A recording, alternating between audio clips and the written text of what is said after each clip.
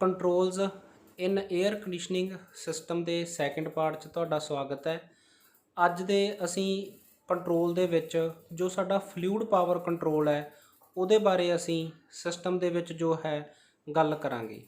ਇਹਦੇ ਵਿੱਚ ਜੋ ਸਾਡੀ ਫਲੂਇਡ ਪਾਵਰ ਹੈ, ਫਲੂਇਡ ਬੇਸਿਕਲੀ ਇਸ ਨੂੰ ਅਸੀਂ ਕਿਸ ਨੂੰ ਕਹਿੰਦੇ ਆ, ਫਲੂਇਡ ਅਸੀਂ ਉਸ ਪਦਾਰਥ ਨੂੰ ਕਹਿੰਦੇ ਆ ਜਿਹਦੇ ਵਿੱਚ ਵਗਣ ਦੀ क्षमता है, ਜਿਹੜਾ ਮਤਲਬ ਕਿ ਵਗ ਸਕਦਾ ਹੈ ਤੇ ਉਹਦੀ ਕੋਈ ਇੱਕ ਸਪੈਸੀਫਿਕ ਸ਼ੇਪ ਨਹੀਂ ਹੁੰਦੀ। ਅਸੀਂ ਜਿਹੜੇ ਭਾਂਡੇ ਦੇ ਵਿੱਚ ਉਹਨੂੰ ਪਾਉਣੇ ਆ, ਜਿਹੜੀ ਚੀਜ਼ ਦੇ ਵਿੱਚ ਪਾਵਾਂਗੇ ਉਹੋ ਜੀ ਸ਼ੇਪ ਉਹ ਸਾਡਾ ਅਟੇਨ ਕਰ ਲੈਂਦਾ ਹੈ। ਫਲੂਇਡ ਦੇ ਵਿੱਚ ਸਾਡੇ ਜੇ ਅਸੀਂ ਉਹਨੂੰ ਫਲੂਇਡ ਨੂੰ ਦੋ ਭਾਗਾਂ 'ਚ ਵੰਡੀਏ ਤਾਂ ਉਹਦੇ ਵਿੱਚ ਸਾਡੇ ਕੋਲੇ ਲਿਕੁਇਡ ਤੇ ਗੈਸ ਆ ਜਾਂਦੀ ਹੈ।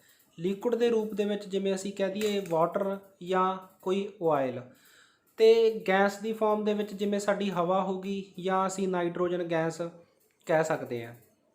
ਤਾਂ ਇਹਦੇ ਵਿੱਚ ਬੇਸਿਕਲੀ ਕੀ ਹੁੰਦਾ ਹੈ, ਜਿਹੜਾ ਹਾਈਡ੍ਰੋਲਿਕ ਸਿਸਟਮ ਹੁੰਦਾ ਫਲੂਇਡ ਪਾਵਰ ਦੇ ਵਿੱਚ ਸਾਡੇ ਦੋ ਸਿਸਟਮ ਹੁੰਦੇ ਆ, ਇੱਕ ਹਾਈਡ੍ਰੋਲਿਕ ਸਿਸਟਮ ਹੁੰਦਾ, ਇੱਕ ਨਮੈਟਿਕ ਸਿਸਟਮ ਹੁੰਦਾ। ਇਹ ਦੋਨਾਂ ਸਿਸਟਮਸ ਦੇ ਨਾਲ ਅਸੀਂ ਅਲੱਗ-ਅਲੱਗ ਤਰ੍ਹਾਂ ਦੇ ਕੰਟਰੋਲ ਜੋ ਅਸੀਂ ਪਿਛਲੀ ਵੀਡੀਓ ਦੇ ਵਿੱਚ ਦੇਖੇ ਸੀ ਉਹਨਾਂ ਨੂੰ ਇਸ ਵਿਧੀ ਦੇ ਨਾਲ ਕੰਟਰੋਲ ਕੀਤਾ ਜਾਂਦਾ ਹੈ। ਹਾਈਡ੍ਰੋਲਿਕ ਸਿਸਟਮ ਐਕਚੁਅਲ ਦੇ ਵਿੱਚ ਹੁੰਦਾ ਕੀ ਹੈ, ਜਿਹਦੇ ਵਿੱਚ ਅਸੀਂ ਵਰਕਿੰਗ ਫਲੂਇਡ ਦੇ ਤੌਰ ਤੇ ਲਿਕੁਇਡ ਦੀ ਵਰਤੋਂ ਕਰਦੇ ਹਾਂ।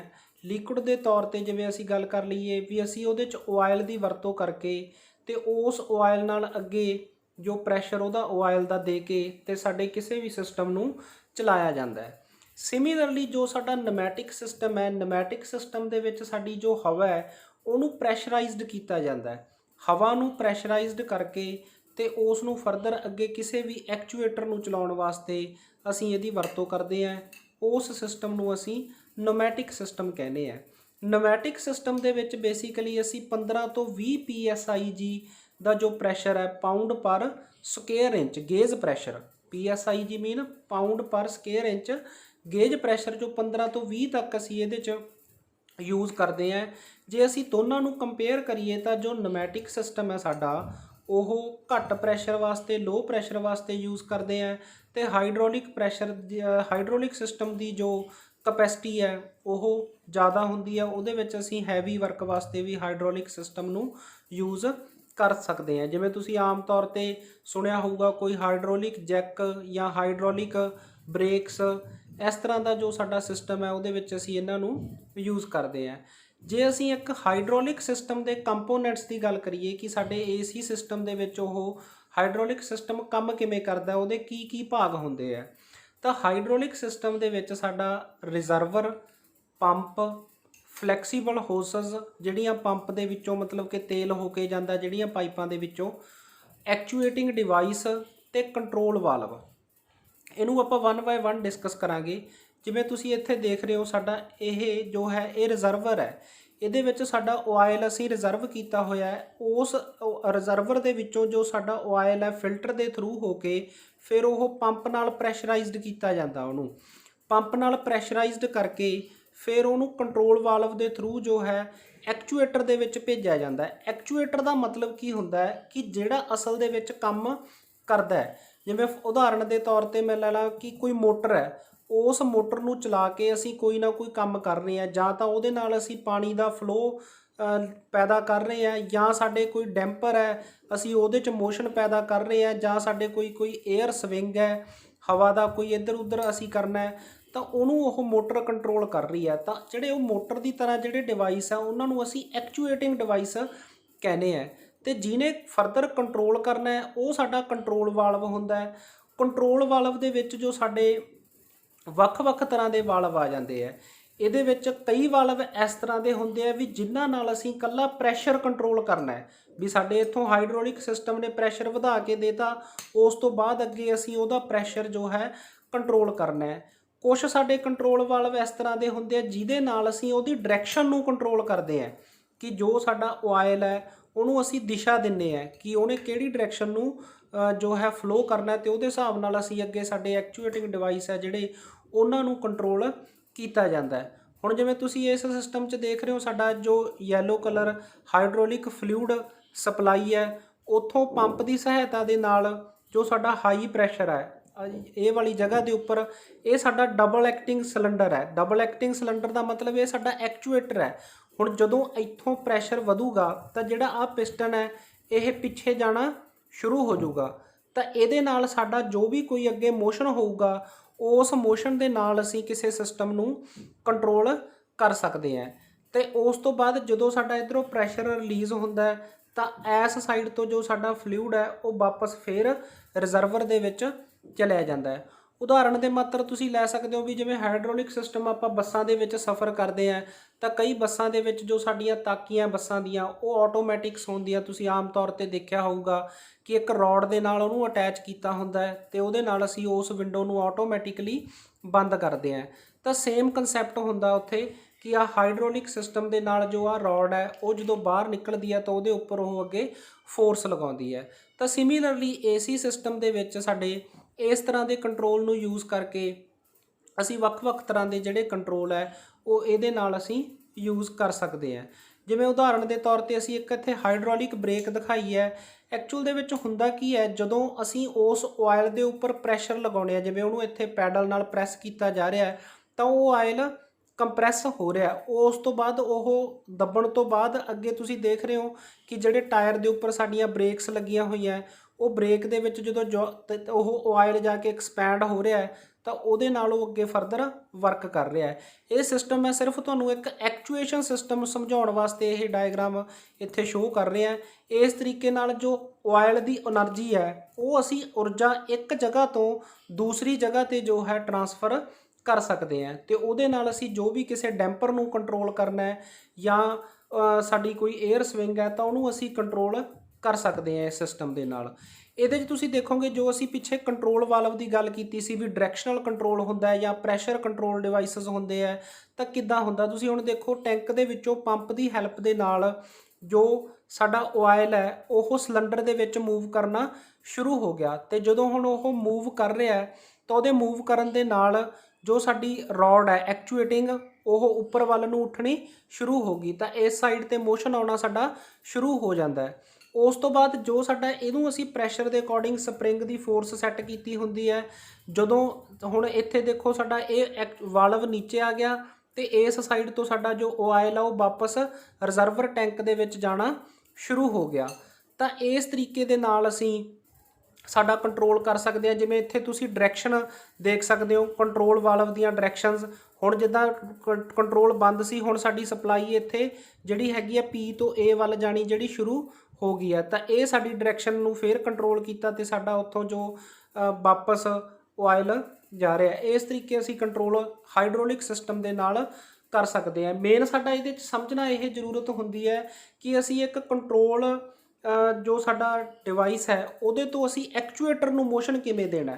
ਕਿਉਂਕਿ ਜਿਵੇਂ ਤੁਸੀਂ ਇੱਕ ਵਾਈਪਰ ਦੀ ਗੱਡੀ ਦੇ ਵਾਈਪਰ ਦੀ ਗੱਲ ਕਰ ਲਓ ਜਾਂ ਇੱਕ ਡੈਂਪਰ ਦੀ ਗੱਲ ਕਰ ਲਓ, ਉਹਨੂੰ ਅਸਲ ਦੇ ਵਿੱਚ ਕੰਟਰੋਲ ਤਾਂ ਇੱਕ ਮੋਟਰ ਨੇ ਕਰਨਾ ਹੈ, ਇੱਕ ਐਕਚੁਏਟਿੰਗ ਡਿਵਾਈਸ ਨੇ ਕਰਨਾ ਹੈ। ਤਾਂ ਅਸੀਂ ਉਸ ਐਕਚੁਏਟਿੰਗ ਡਿਵਾਈਸ ਨੂੰ ਪਾਵਰ ਦੇਣੀ ਹੈ। ਉਹ ਪਾਵਰ ਅਸੀਂ ਇੱਥੇ ਤੇਲ ਦੀ ਸਹਾਇਤਾ ਦੇ ਨਾਲ ਜੋ ਉਹਨੂੰ ਦੇ ਰਹੇ ਹਾਂ ਤੇ ਅੱਗੇ ਅਸੀਂ ਉਹਦੇ ਨਾਲ ਕਨੈਕਸ਼ਨ ਕਰਕੇ ਉਹਨੂੰ ਅਸੀਂ ਕੰਟਰੋਲ ਕਰ ਸਕਦੇ ਹਾਂ। ਉਹ ਆਪਾਂ ਅਗਲੀਆਂ ਜੋ ਇਮੇਜਸ ਆ ਉਹਦੇ ਵਿੱਚ ਸਮਝਣ ਦੀ ਕੋਸ਼ਿਸ਼ ਕਰਾਂਗੇ ਕਿ ਕਿਵੇਂ ਉਸ ਨੂੰ ਕੰਟਰੋਲ ਕੀਤਾ ਜਾਂਦਾ ਹੈ। ਇਸੇ ਤਰ੍ਹਾਂ ਜੇ ਸਾਡੇ ਅਸੀਂ ਨਮੈਟਿਕ ਸਿਸਟਮ ਦੀ ਗੱਲ ਕਰੀਏ ਤਾਂ ਅਸੀਂ ਸ਼ੁਰੂ ਦੇ ਵਿੱਚ ਗੱਲ ਕੀਤੀ ਕਿ ਨਮੈਟਿਕ ਸਿਸਟਮ ਦੇ ਵਿੱਚ ਕੰਪਰੈਸਡ 에ਅਰ ਨੂੰ ਯੂਜ਼ ਕੀਤਾ ਜਾਂਦਾ ਹੈ। ਤਾਂ ਨਮੈਟਿਕ ਸਿਸਟਮ 'ਚ ਜੋ ਸਾਡੇ ਕੰਪੋਨੈਂਟ ਹੈ ਦੈਟ ਇਜ਼ 에ਅਰ ਕੰਪਰੈਸਰ, ਉਹਦਾ ਪ੍ਰਾਇਮਰੀ ਟਰੀਟਮੈਂਟ ਆ ਜਾਂਦਾ ਹੈ air receiver, secondary air treatment, pipelines ਅਲੱਗ-ਅਲੱਗ ਤਰ੍ਹਾਂ ਦੀਆਂ, ਕੰਟਰੋਲ ਵਾਲਵਸ, ਐਕਚੁਏਟਰਸ ਹੁੰਦੇ ਆ ਉਹਦੇ ਵਿੱਚ ਵੀ ਤੇ ਸਿਮਿਲਰਲੀ ਸਪੋਰਟਿੰਗ ਅਸੈਸਰੀ। ਜੋ ਸਾਡੀ ਸਪੋਰਟਿੰਗ ਅਸੈਸਰੀ ਆ ਉਹਦੇ ਵਿੱਚ ਅਲੱਗ-ਅਲੱਗ ਤਰ੍ਹਾਂ ਦੀਆਂ ਫਿਟਿੰਗਸ ਮਾਊਂਟਿੰਗਸ ਆ ਜਾਂਦੀਆਂ।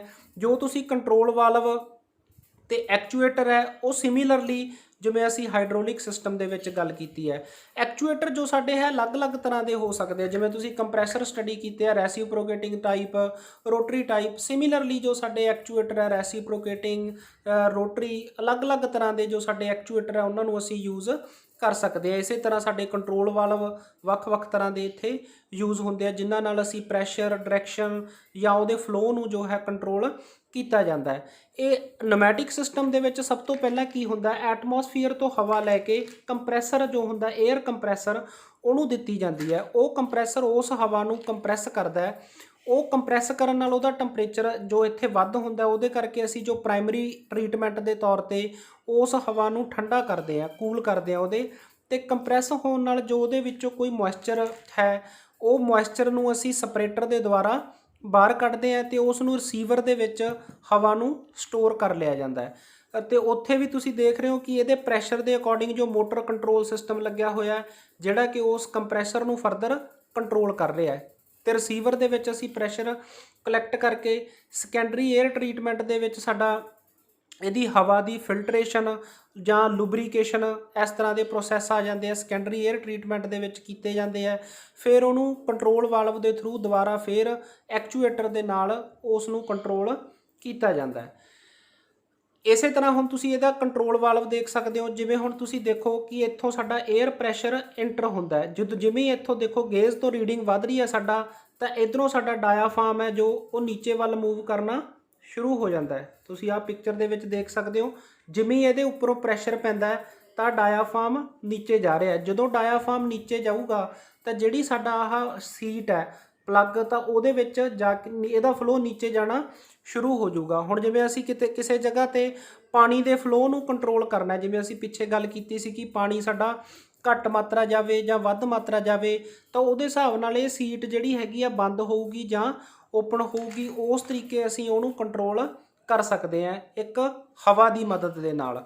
ਇਹਦੇ ਵਿੱਚ ਜੋ ਸਾਡਾ ਪ੍ਰੈਸ਼ਰ ਸੈਟਿੰਗ ਆ ਉਹ ਸਪਰਿੰਗ ਦੀ ਫੋਰਸ ਦੇ ਦੁਆਰਾ ਜਾਂ ਇਹਨਾਂ ਚੀਜ਼ਾਂ ਨਾਲ ਇਹਨਾਂ ਨੂੰ ਜੋ ਹੈ ਸੈੱਟ ਕੀਤਾ ਜਾਂਦਾ ਹੈ। ਇਸੇ ਤਰ੍ਹਾਂ ਸਾਡੇ ਕੋਲ ਜਿਵੇਂ ਆਪਾਂ ਪਹਿਲਾਂ ਗੱਲ ਕੀਤੀ ਸੀ ਡੈਂਪਰ, ਹੁਣ ਤੁਸੀਂ ਇੱਕ VAV ਬਾਕਸ ਦੇਖ ਰਹੇ ਹੋ, ਵੇਰੀਏਬਲ 에ਅਰ ਵੋਲੀਅਮ ਬਾਕਸ।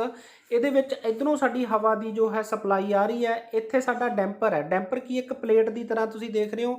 ਜਦੋਂ ਇਹ ਪਲੇਟ ਬਿਲਕੁਲ ਉਹ ਡਾਏ ਦੇ ਬਿਲਕੁਲ 90 ਡਿਗਰੀ 'ਤੇ ਹੋਊਗੀ ਤਾਂ ਸਾਡਾ ਹਵਾ ਦਾ ਫਲੋ ਇਹਦੇ ਵਿੱਚ ਬੰਦ ਹੋਊਗਾ, ਤਾਂ ਇੱਧਰ ਆਊਟਪੁੱਟ ਨਹੀਂ ਆਊਗੀ। ਹੁਣ ਇੱਥੇ ਸਾਡਾ ਆਹ ਦਿਖਾਇਆ ਹੋਇਆ ਸਾਡਾ ਐਕਚੂਏਟਰ। ਐਕਚੂਏਟਰ ਮਤਲਬ ਇੱਕ ਤਰ੍ਹਾਂ ਦੀ ਮੋਟਰ ਹੈ, ਉਹਨੇ ਇਸ ਪਲੇਟ ਨੂੰ ਘੁਮਾਉਣਾ ਹੈਗਾ। ਜਦੋਂ ਇਹ ਪਲੇਟ ਜਿਵੇਂ ਇਸ ਪੋਜੀਸ਼ਨ 'ਚ ਹੈ ਤਾਂ ਹਵਾ ਦਾ ਫਲੋ ਆ ਰਿਹਾ ਹੈ। ਹਵਾ ਦਾ ਫਲੋ ਸਾਨੂੰ ਘੱਟ ਚਾਹੀਦਾ, ਤਾਂ ਇਹਦੀ ਓਪਨਿੰਗ ਨੇ ਨਿਰਧਾਰਿਤ ਕਰਨਾ ਕਿ ਹਵਾ ਕਿੰਨੀ ਆਵੇ। ਇਹਨਾਂ ਚੀਜ਼ਾਂ 'ਚ ਇਹ ਨਹੀਂ ਹੁੰਦਾ ਵੀ ਜਿਵੇਂ ਹੁਣ ਅਸੀਂ ਇੱਥੇ ਗੱਲ ਕਰ ਰਹੇ ਹਾਂ ਵੀ ਇਹਨੂੰ ਇੱਕੇਦਮ ਇਹਨੇ ਬੰਦ ਕਰਤਾ ਜਾਂ ਇੱਕੇਦਮ ਖੋਲ੍ਹਤਾ, ਕਿਉਂਕਿ ਇਹ ਜਿਹੜਾ ਕੰਟਰੋਲ ਸਿਸਟਮ ਹੈ ਇਹਦੇ ਵਿੱਚ ਇਹਦੀ ਜਿਹੜਾ ਮੋਸ਼ਨ ਹੈ, ਇਹਦੀ ਮੂਵਮੈਂਟ ਹੈ, ਉਹ ਬਹੁਤ ਸਲੋ ਹੁੰਦੀ ਹੈ। ਕਿਉਂਕਿ ਇਹਨੂੰ ਆਏ ਨਹੀਂ ਹੁੰਦਾ ਵੀ ਅਸੀਂ ਇੱਕੇਦਮ ਹੀ ਹਵਾ ਦਾ ਫਲੋ ਬੰਦ ਕਰਨਾ ਹੈ ਤੇ ਇੱਕੇਦਮ ਹੀ ਸਾਨੂੰ ਦੁਬਾਰਾ ਹਵਾ ਦਾ ਫਲੋ ਚਾਹੀਦਾ। ਤਾਂ ਇਹਨਾਂ ਦਾ ਮੋਸ਼ਨ ਜੋ ਹੈ ਉਹ ਬਹੁਤ ਹੀ ਸਲੋ ਹੁੰਦਾ ਹੈਗਾ। ਜੇ ਅਸੀਂ ਉਹਨੂੰ ਕਿਤੇ ਦੇਖਣਾ ਵੀ ਹੋਵੇ ਤਾਂ ਸਾਨੂੰ ਉਹਨੂੰ ਓਬਜ਼ਰਵ ਕਰਨ ਵਾਸਤੇ ਸਾਨੂੰ ਟਾਈਮ ਲੱਗਦਾ। ਤਾਂ ਸਿਮਿਲਰਲੀ ਇਹ ਕੰਟਰੋਲਰ ਜੋ ਜਿਵੇਂ ਅਸੀਂ ਨਮੈਟਿਕ ਜਾਂ ਹਾਈਡ੍ਰੋਲਿਕ ਦੀ ਗੱਲ ਕੀਤੀ ਪਿੱਛੇ, ਤਾਂ ਇਹ ਸਾਡੇ ਐਕਚੂਏਟਰ ਨੂੰ ਮੋਸ਼ਨ ਦਿੰਦਾ, ਉਹ ਚਾਹੇ ਉਹ ਆਇਲ ਹੈ ਤੇ ਚਾਹੇ ਹਵਾ ਹੈ। ਤਾਂ ਉਹਦੇ ਨਾਲ ਸਾਡਾ ਇਹ ਡੈਂਪਰ ਜੋ ਹੈ ਮੂਵ ਕਰਦਾ ਹੈ ਤੇ ਉਹਦੀ ਹੈਲਪ ਦੇ ਨਾਲ ਅਸੀਂ ਹਵਾ ਨੂੰ ਇੱਥੇ ਕੰਟਰੋਲ ਕਰ ਰਹੇ ਹਾਂ। ਜਿਵੇਂ ਵੇਰੀਏਬਲ 에ਅਰ ਵੋਲੀਅਮ ਦੀ ਗੱਲ ਕਰ ਰਹੇ ਸੀ, ਹਵਾ ਦੀ ਮਾਤਰਾ ਨੂੰ ਅਸੀਂ ਅੱਗੇ ਕੰਟਰੋਲ ਕਰਦੇ ਹੈਗੇ ਇਹਦੇ ਵਿੱਚ। ਇਸੇ ਤਰ੍ਹਾਂ ਤੁਸੀਂ ਇਹ ਡੈਂਪਰ ਕੰਟਰੋਲ ਦੀ ਇੱਥੇ ਵੀ ਐਗਜ਼ਾਮਪਲ ਦੇਖ ਸਕਦੇ ਹੋ। ਜਿਵੇਂ ਜੋ ਪਹਿਲੀ ਇਮੇਜ ਹੈ, ਪਹਿਲੀ ਇਮੇਜ 'ਚ ਦੇਖੋ ਤੁਸੀਂ ਕਿ ਜੋ ਸਾਡਾ ਸੈਂਟਰ ਵਾਲਾ ਪੋਰਸ਼ਨ ਹੈ ਇਹਦੇ ਨਾਲ ਅਸੀਂ ਰੈਕ ਐਂਡ ਪਿਨੀਅਨ ਸਿਸਟਮ ਲਗਾਇਆ ਹੋਇਆ ਹੈ। ਜੋ ਸਾਡਾ ਆਹ ਵਾਲਾ ਪੋਰਸ਼ਨ ਹੈ ਇਹ ਰੈਕ ਹੈ, ਜੋ ਸੈਂਟਰ ਦੇ ਵਿੱਚ ਵੀਲ ਹੈ ਸਾਡਾ ਉਹ ਪਿਨੀਅਨ ਹੈ। ਹੁਣ ਆਇਲ ਪ੍ਰੈਸ਼ਰ ਜਾਂ ਨਮੈਟਿਕ ਪ੍ਰੈਸ਼ਰ ਦੇ ਨਾਲ ਇਹ ਸਾਡਾ ਅੱਗੇ ਪਿੱਛੇ ਹੋ ਰਿਹਾ, ਉਹਦੇ ਨਾਲ ਸਾਡਾ ਪਿਨੀਅਨ ਰੋਟੇਟ ਕਰਦਾ ਹੈ। ਪਿਨੀਅਨ ਦੇ ਨਾਲ ਸੋ ਜੋ ਵੀ ਸਾਡਾ ਰੋਡ ਜਾਂ ਅਸੈਂਬਲੀ ਡੈਂਪਰ ਅਸੈਂਬਲੀ ਹੋਊਗੀ ਉਹ ਫਰਦਰ ਉਹਦਾ ਮੋਸ਼ਨ ਉਹਦੇ ਅਨੁਸਾਰ ਅਸੀਂ ਕੰਟਰੋਲ ਕਰ ਸਕਦੇ ਹਾਂ। ਸਿਮਿਲਰਲੀ ਦੂਸਰੀ ਤਸਵੀਰ ਦੇ ਵਿੱਚ ਤੁਸੀਂ ਦੇਖ ਸਕਦੇ ਹੋ, ਜਿਵੇਂ 에ਅਰ ਸਵਿੰਗ ਦੀ ਮੈਂ ਗੱਲ ਕੀਤੀ ਕਿ ਹਵਾ ਨੂੰ ਅਸੀਂ ਡਾਇਰੈਕਸ਼ਨ ਦੇਣੀ ਹੈ, ਤਾਂ ਉਹਦੇ ਅਨੁਸਾਰ ਇਸ ਐਕਚੂਏਟਰ ਨੂੰ ਰੋਟੇਟ ਕਰਵਾ ਕੇ ਉਸ ਫੋਰਸ ਦੇ ਨਾਲ ਅਸੀਂ ਹਵਾ ਦੇ ਮੋਸ਼ਨ ਨੂੰ ਕੰਟਰੋਲ ਕਰ ਸਕਦੇ ਹਾਂ। ਸਿਮਿਲਰਲੀ ਇਹਦੇ ਵਿੱਚ ਵੀ ਸਾਡਾ ਡੈਂਪਰ ਦਾ ਕੰਟਰੋਲ ਹੈ, ਸਪਰਿੰਗ ਫੋਰਸ ਹੈ, ਉਹਦੇ ਉੱਪਰੋਂ ਜਦੋਂ ਹਵਾ ਦਾ ਪ੍ਰੈਸ਼ਰ ਐਗਜ਼ਰਟ ਹੋ ਰਿਹਾ ਤਾਂ ਉਹਦੇ ਨਾਲ ਸਾਡਾ ਜੋ ਡੈਂਪਰ ਹੈ ਉਹਦਾ ਮੋਸ਼ਨ ਉਹਦੇ ਅਨੁਸਾਰ ਰੋਟੇਟ ਹੁੰਦਾ ਹੈ।